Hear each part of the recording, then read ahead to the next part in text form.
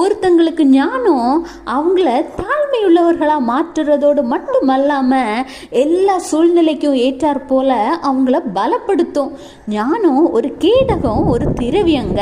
ஞானம் தன்னை உடையவர்களுக்கு ஜீவனை கொடுக்கும். ஒரு மனுஷனோட ஞானம் அவனுடைய முகத்தையே பிரகாசிக்க பண்ணும், அவனுடைய முகத்தின் மூர்க்கத்தை மாற்றும். இப்படி இருக்கும் பொழுது நீங்கள் போகிற இடத்துல சந்திக்கிற மனிதர்கள் மத்தியிலும் பேசுகிற நபர்கள் மத்தியிலும் சமாதானத்தின் மனிதனாக நீங்கள் இருப்பீங்க.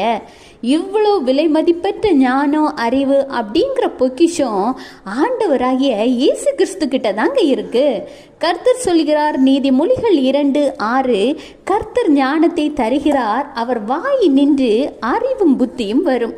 என்னதான் ஆண்டவர் நமக்கு ஞானத்தையும் அறிவையும் தந்திருந்தாலும் தினமும் அதிகாலை ஜெபத்தில், ஏசப்பா எனக்கு ஞானம் கிடையாது,